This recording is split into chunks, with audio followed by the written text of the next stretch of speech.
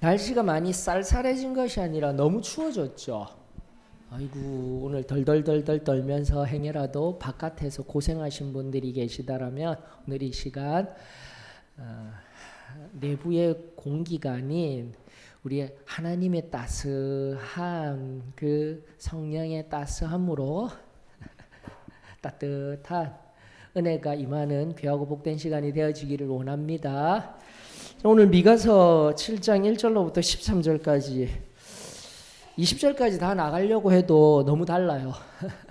14절로부터 20절은 마지막 기도와 찬양 우리 또 다음 주에 마무리하도록 하고, 오늘은 7장 1절로부터 13절까지 또 살피며 말씀 속에 하나님의 귀하신 뜻 내 것이 되어지며 삶 가운데 적용하며 나아가십시다.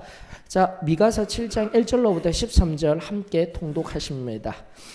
재앙이로다 나여, 나는 여름 과일을 딴 후와 포도를 거둔 후 같아서 먹을 포도송이가 없으며 내 마음에 사모하는 처음 익은 무화과가 없도다. 경건한 자가 세상에서 끊어졌고 정직한 자가 사람들 가운데 없도다. 우리가 다 피를 흘리려고 매복하며 각기 그물로 형제를 잡으려 하고 두 손으로 악을 부지런히 행하는도다. 그 지도자와 재판관은 뇌물을 구하는 권세자는 자기 마음의 욕심을 말하며 그들이 서로 결합하니 그들의 가장 선한 자라도 가시 같고 가장 정직한 자라도 찔레 울타리보다 더하도다. 그들의 파수꾼들의 날 곧 그들 가운데에 형벌의 날이 임하였으니 이제는 그들이 요란하리로다. 너희는 이웃을 믿지 말며 친구를 의지하지 말며 내 품에 누운 여인에게라도 내 입의 문을 지킬지어다. 아들이 아버지를 멸시하며 딸이 어머니를 대적하며 며느리가 시어머니를 대적하리니 사람의 원수가 곧 자기의 집안 사람이리로다. 오직 나는 여호와를 우러러보며 나를 구원하시는 하나님을 바라보나니 나의 하나님이 나에게 귀를 기울이시로다. 나의 대적이여 나로 말미암아 기뻐하지 말지어다. 나는 엎드러질지라도 일어날 것이요 어두운 데에 앉을지라도 여호와께서 나의 빛이 되실 것이미로다. 내가 여호와께 범죄하였으니 그의 진노를 당하려니와 마침내 주께서 나를 위하여 논쟁하시고 심판하시며 주께서 나를 인도하사 광명에 이르게 하시리니 내가 그의 공의를 보리로다. 나의 대적이 이것을 보고 부끄러워하리니 그는 전에 내게 말하기를 내 하나님 여호와가 어디 있느냐 하던 자라. 그가 거리에 진흙같이 밟히리니 그것을 내가 보리로다. 내 성벽을 건축하는 날 곧 그날에는 지경이 넓혀질 것이라. 그날에는 아수르에서 애굽 성읍들에까지, 애굽에서 강까지, 이 바다에서 저 바다까지, 이 산에서 저 산까지의 사람들이 내게로 돌아올 것이나 그 땅은 그 주민의 행위의 열매로 말미암아 황폐하리로다. 아멘. 명확히 이 본문은 두 부분으로 나누어지는 것이 보이실 것입니다. 7절을 기점으로 하여서 오직 나는 여호와를 우러러 보리로다. 여기에서 오직으로 번역된 것은 그러나라는 역접의 의미가 히브리 원어적인 의미예요. 그러나 나는 앞전에 1절로부터 6절 이스라엘의 부패이기도 하고 또 1절이 의미하는 재앙이로다. 어떠한 재앙이 있는지 우리 1절로부터 6절까지 살펴보고 그러나 나는 또다시 저주와 심판 속에서도 소망을 발견하며 나아가는 은혜가 저 여러분들에게 임하여지기를 원합니다. 한 번씩 종종 소개시켜드리죠. 한나 아렌트라는 철학자. 그분이 제일 처음에 유명한 책이 전체주의의 기원이라는 거예요. 즉 그 독일 나치의 집권 하에 있던 독일의 상황 속에서 전체주의가 어떻게 등장하게 되었는지, 파시스트가 아닌 전체주의의 등장하며 국가가 잘못된 이성에 의하여서 지도자에 의하여서 얼마나 악한 자리로 들어갈 수 있는지를 잘 규명하였습니다. 그러나 그분이 유명하게 된 것은 다른 것 아닙니다. 바로 예루살렘의 아이히만이라는 그 책 때문에 여러분들 아시는 즉 그 아이히만이 누구냐면은 유대인 600만 명을 학살한 사람. 그런데 그 사람이 도망 다니다가 저기 남미 어딥니까? 예, 아르헨티나 부에노스 아이레스에서요. 모사드에 의하여서 축구하러 간다고 이스라엘 대표팀이 갔다가 축구팀이 첩보원들이 잡아서 온 케이스예요. 그렇게 해서 예루살렘에서 전범으로서 재판을 받는데요. 너무나 평범한 사람인 거예요. 지적이고 아무 문제 없는 사람인 거예요. 그러면서 20세기 인류사에 이 커다란 죄, 잔혹한 죄를 범하였던 사람이 그냥 국가가 시키는 대로 했을 뿐이다. 평범한 아버지, 평범한 사람이 얼마나 악하여질 수 있는지를 우리에게 보여주는 이야기, 악의 평범성의 이야기를 이야기한 철학자가 바로 이 한나 아렌트라는 분이시고요. 그 뒤에 스탠포드 대학이 심리학으로 유명한데 거기 2004년도 예전에 이라크 전쟁 당시에 포로 수용소에 있던 사람들을 한 젊은 여군 평범한 대학생이었으며 평범한 여인이었던 그가 그 포로 수용소 내의 수감자들을 관리하는 자로서 그곳의 문화에 젖어지면서 어떻게 평범한 사람이 악한 일을 아무렇게나 범하게 하는지를 또 실험하다가 실험이 중단된 사건도 있었습니다.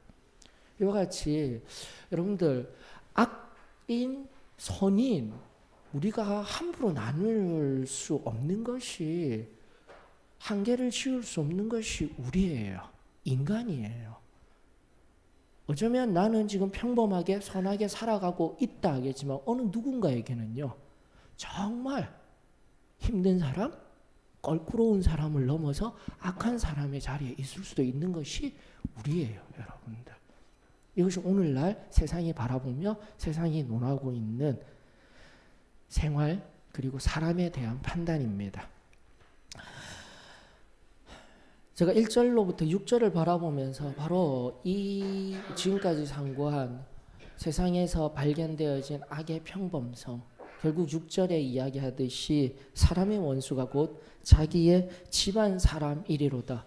죄가 발현되어져서 그 죄로 인하여서 확장되어지고 더 깊은 자리에 너무나 친밀하게 우리 곁에 와 있는 이 모습, 말씀이 당시의 이스라엘 백성 히스기야 시대를 넘어 므낫세 시대까지 이르는 히스기야가 죽고 난 연후에 유대의 가장 악한 왕이자 가장 긴 취세 55년을 보냈던 그 므낫세의 악한 취세뿐만 아니라 온 땅이 유린당하였던 유대 땅이 유린당하고 예루살렘 하나만 덩그러니 남았던 BC 701년부터 시작되어진 이 기간 동안 선지자가 한탄하는 마음으로 지금 읊조리고 있는 1절로부터 6절 그 속에서 오늘 우리 자신을 좀 발견하였으면 좋겠습니다.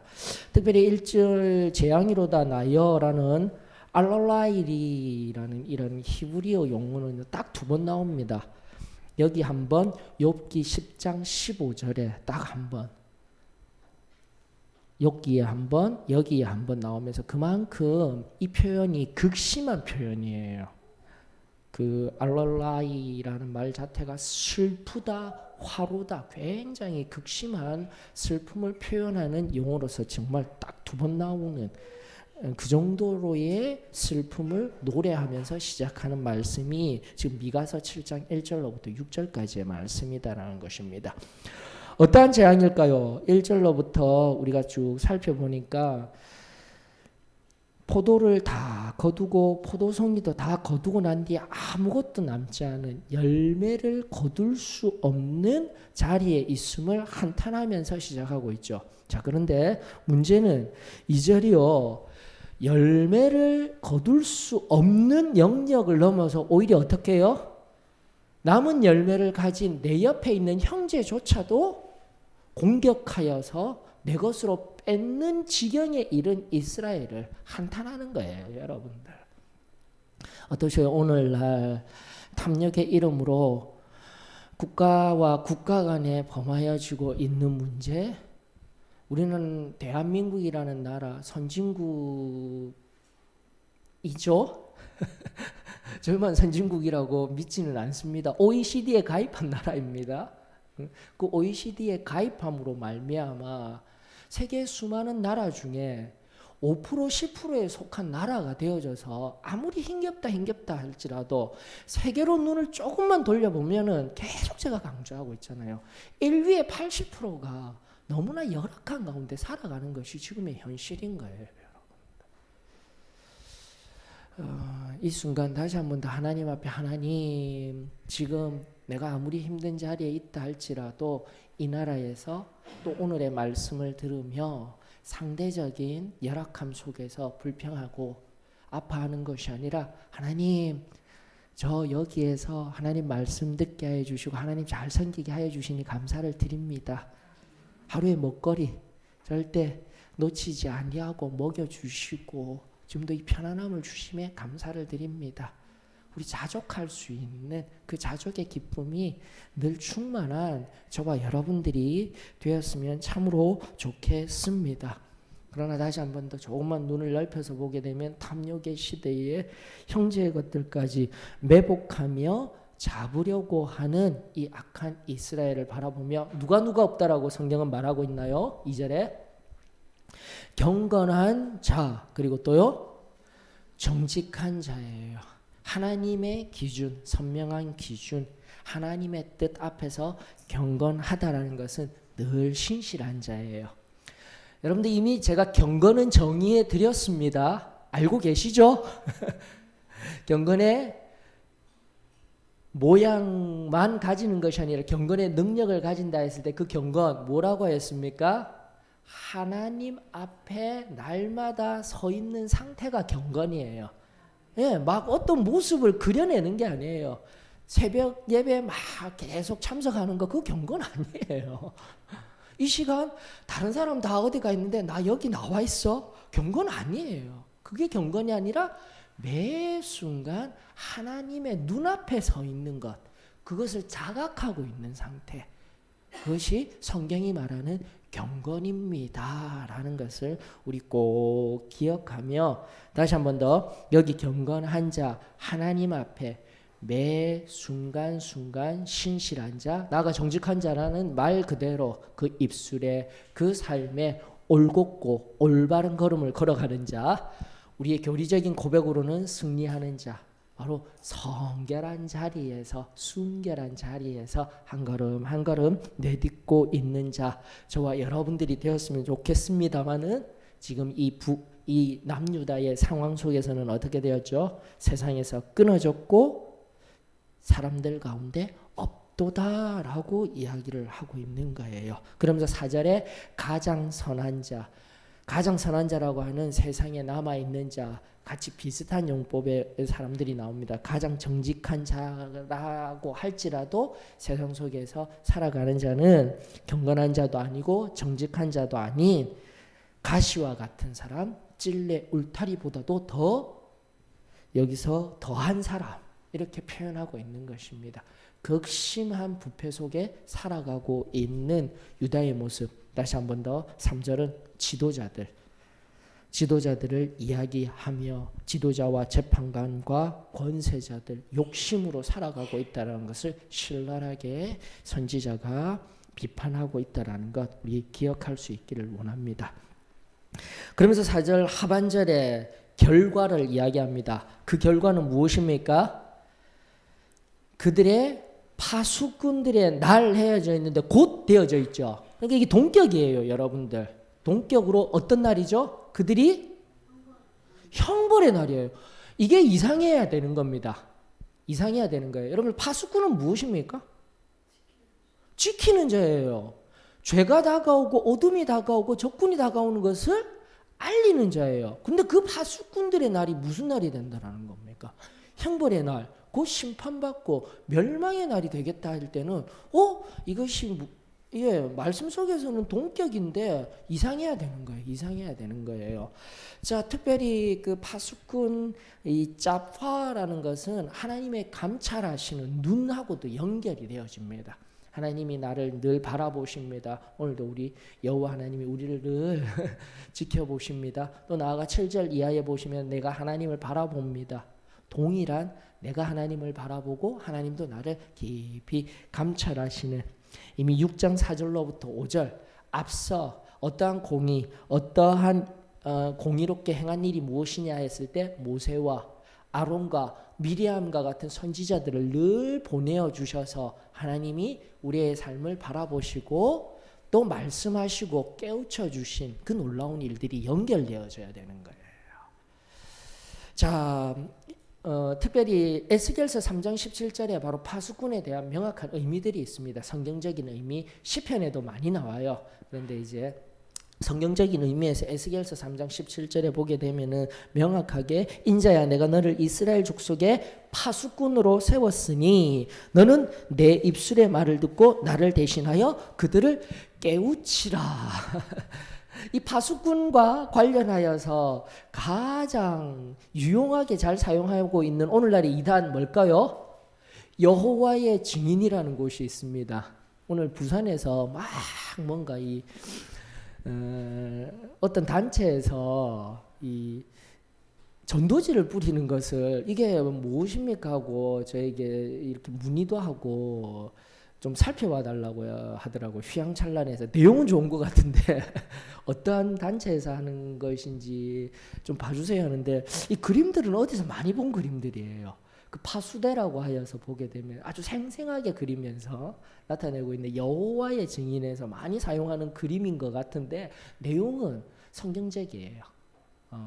그래서 나쁜 단체는 아니다라고 생각이 되어지는데 적극적으로 지금 밑에서 막 그 선거하듯이 뿌리고 있다라고 이게 무슨 단체인가 해서 이야기를 하던데 파수대, 파수꾼 이것은 정말 귀한 용어입니다. 긍정적인 용어예요. 자, 그런데 어떻게 되었다라고요? 이 파수꾼들이 형벌을 받을 날이 온다라는 의미는 선지자들이 선지자 노릇을 선지자로서 일깨우고 적이 오는 것을, 악이 임하는 것을, 어둠이 임하는 것을 제대로 나타내지 못하였다라는 거예요.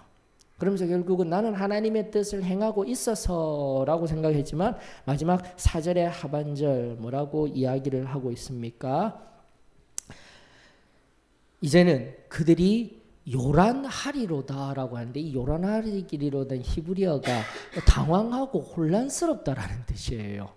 요란하다라고 이렇게 표현을 하였는데 울타리를 막 들썩들썩 거린다라는 히브리어 원뜻에서 나와서 굉장히 당혹스럽고 혼동되어지고 혼란스러운 상태를 나타내는 용어입니다. 그러면서 나는 분명히 파수꾼의 삶으로 나를 지명하여서 불러주셨건만 지금 하나님은 바로 내 속에 그 은밀한 죄들로 인하여서 너희 속에 진정한 하나님의 뜻을 나타내지 못하는 곧 위에 앞서 등장하였던 어떤 자들요? 경건한 자, 정직한 자의 걸음을 걷지 못함으로 말미암아 또 순전한 파수꾼의 참된 직무를 행하지 못함으로 말미암아 이런 마지막 날을 겪게 될 것이다라는 선지자의 간절한 외침이 있습니다.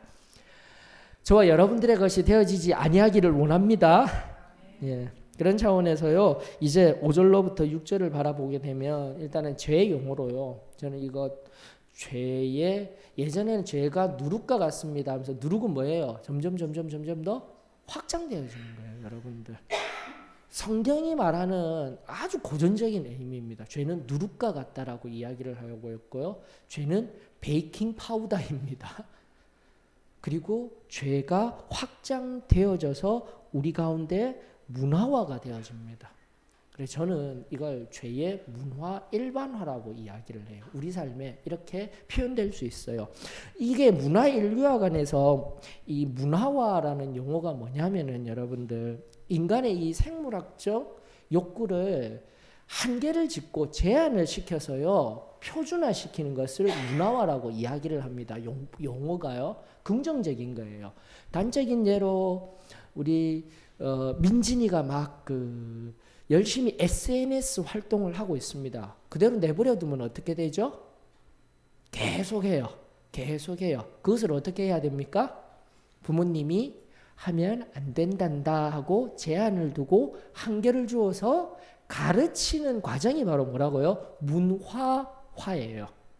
문화화. 그래서 바른 것들, 규범을 가르치는 것이 필요합니다.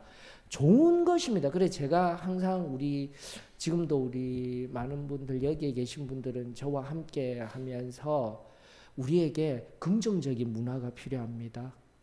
또다시 하나님이 하라고 하신 것, 우리 교회 앞에 승리라는 것이 어떻게 문화가 되어져 있으냐면 부정적으로 하지 말아야 돼. 죄 짓지 말아야 된다라는 것이 부정형의 문화가 되어져서 무언가를 하려고 하면은 힘들어하는 그런 문화가 녹아져 있다라고 제가 계속 강조하고 있습니다. 그것을 어떻게 해요? 긍정으로 하십시다 문화로 바꿔야 되는 거예요. 그래서 그 승리의 개념이 어떻게 해요? 죄를 짓지 말자라는 문화가 아니라 어떻게 해요? 하지 말자라는 문화가 아니라 죄를 짓지 아니하기 위해서 어떻게 뭘 해야 된다고요?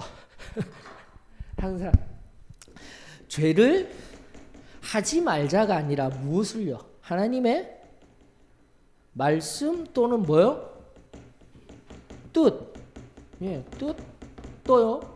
의. 이걸 어떻게 해요? 하자. 적극적으로 하자라는 문화로 바꿔야 됩니다.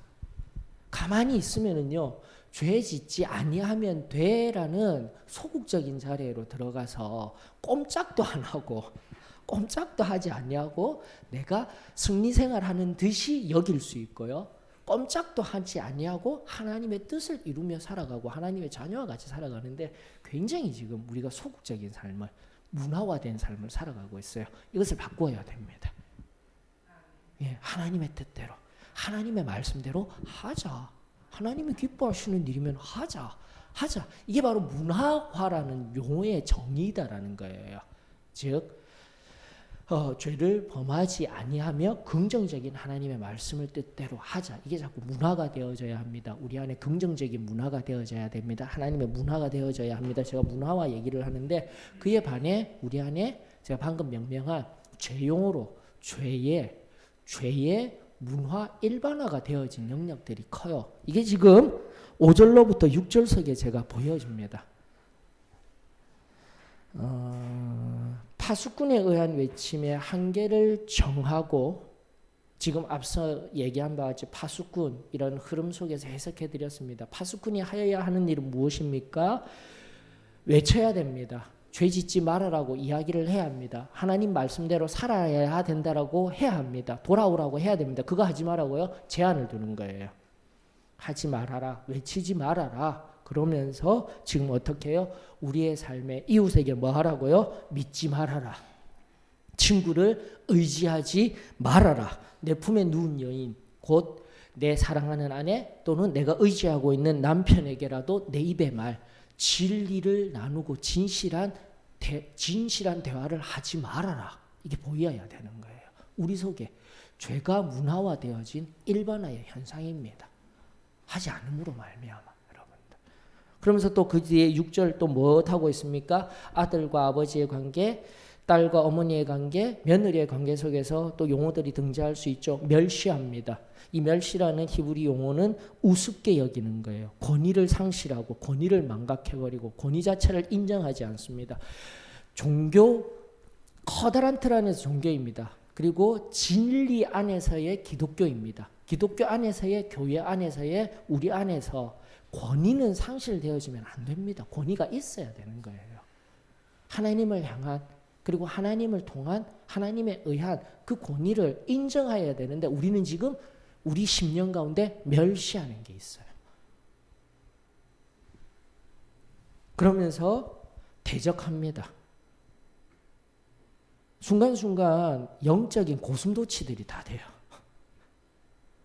어떤 말씀 앞에 내가 받아들일 수 없는 말씀 앞에 여러분들은 그냥 이렇게 있지만 목회자가 부족하지만 바라보게 되면 어느 순간 예민하게 그런 건 얘기하지 마세요. 그런 건 필요 없어요. 이게 지금 말씀 속에서 보이는 거예요. 다시 정리합니다.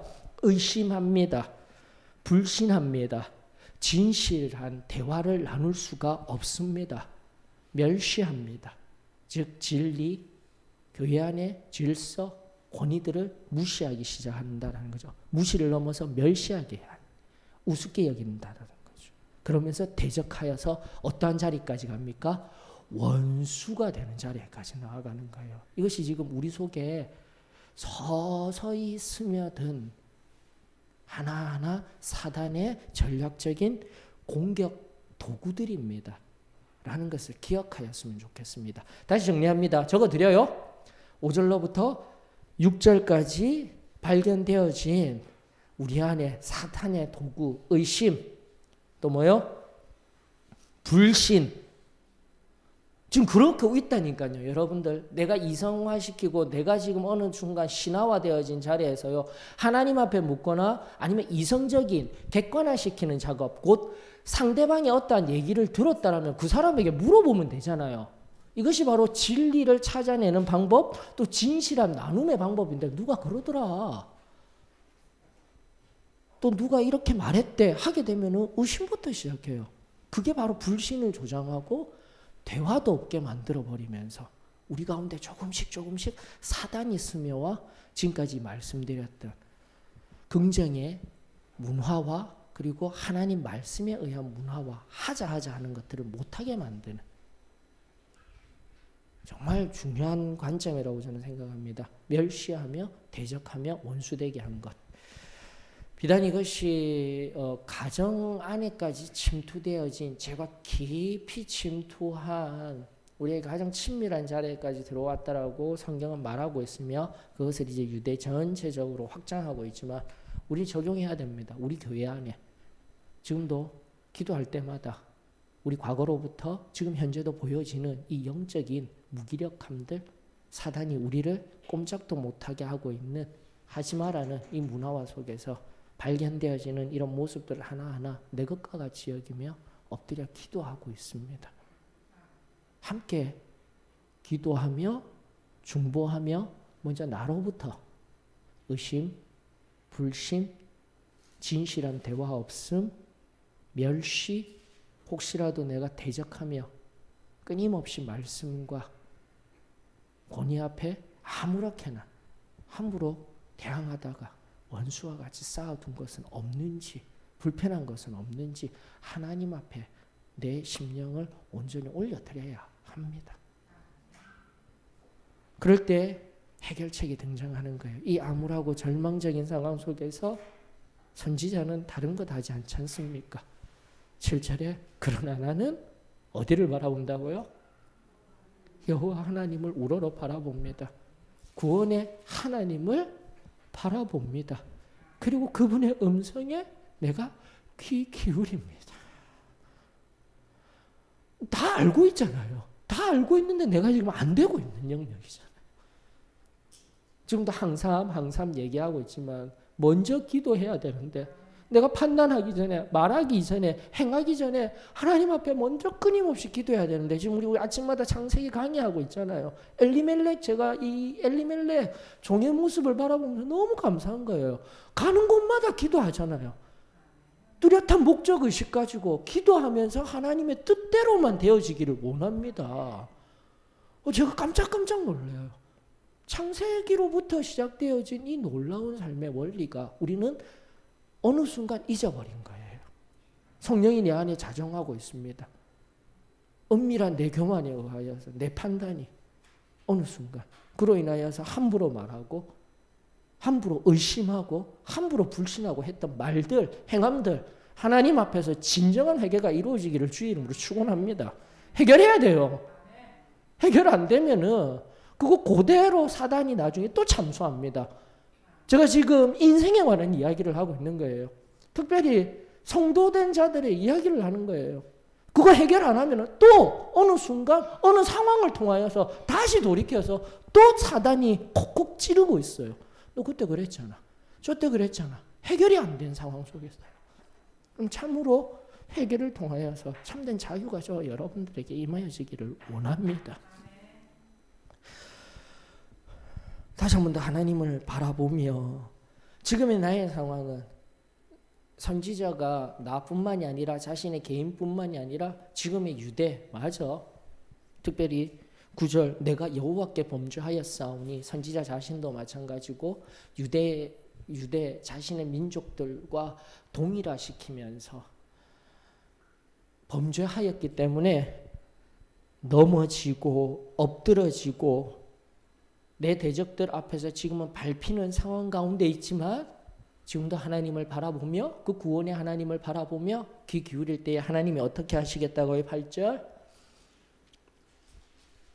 일어날 것이요 여호와께서 나의 빛이 되실 것이니라. 내가 아니에요. 나는 지금 밟히고 있는 상황, 지금도 나는 어려운 상황, 어둠의 상황 속에서 나 자신을 신뢰하지 마세요. 내가 의심한 자입니다. 내가 멸시한 자입니다. 형제를 원수와 같이 여기며 했던 말, 했던 행위, 내가 했어요. 이렇게 할 때 이게 보이는 거예요.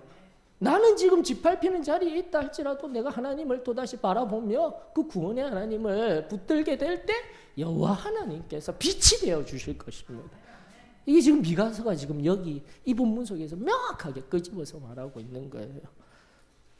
9절에 마침내 내가 여호와께 범죄하였으나 그의 진노를 당하려니와 우리 잘 알듯 이제 곧 있을 바벨론에 의한 침략으로 유대가 무너지고 갈 때에 그러나 바벨론 포로 이후 어떻게 해요? 마침내 주께서 나를 위하여 내가 하는 것이 아니라 주님께서 나를 위하여 논쟁하시고 심판하시며 주께서 나를 인도하사 광명에 이르게 하시리니 내가 그의 공의를 그때 보리라.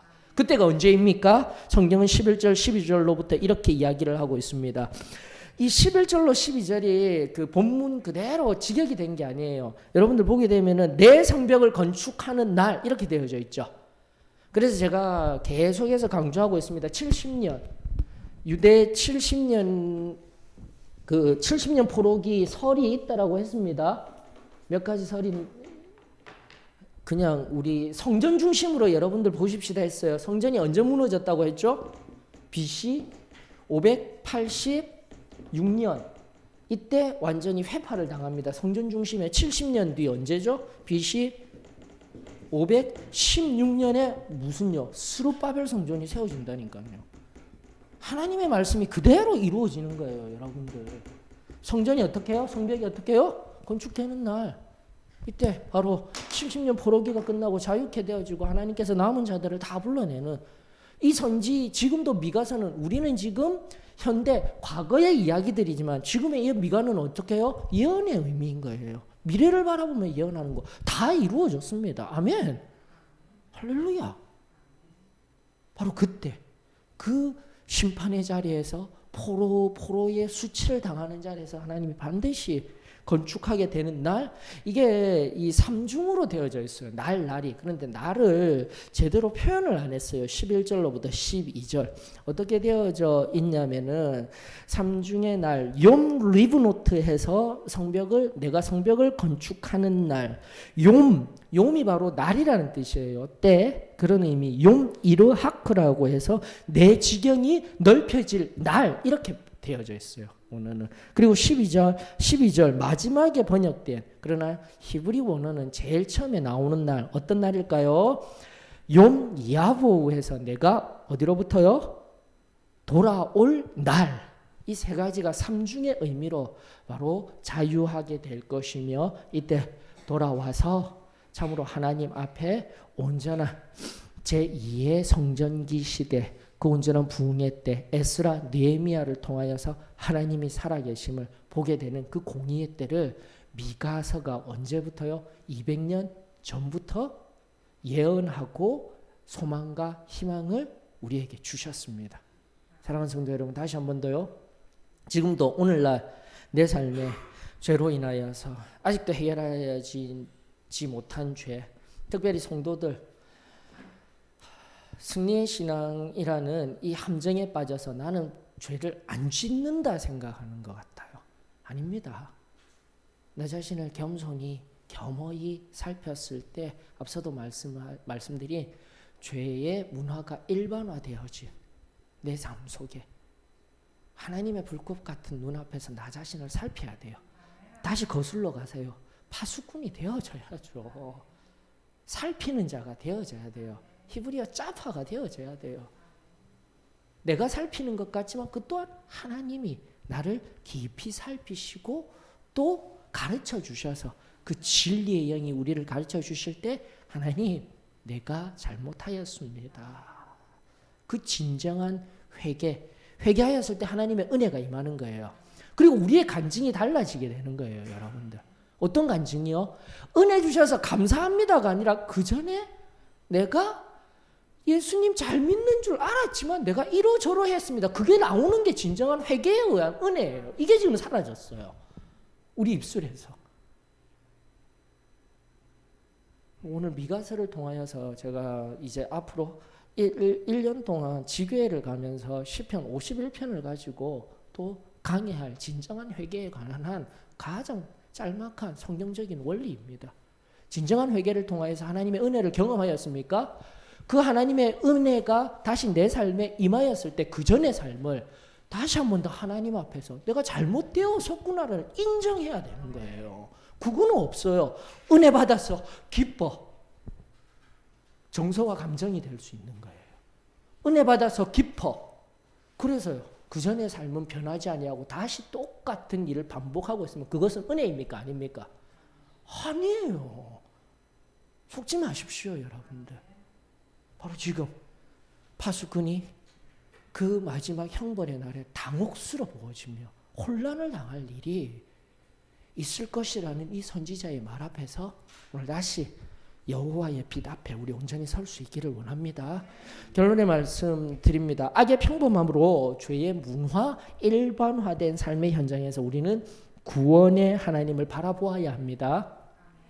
그분의 음성에 귀를 기울여야 합니다. 그분으로 말미암는 절망의 현장에서 여호와께서 나의 빛이 되실 것을 기대하며 소망하며 시간 나아가십시다.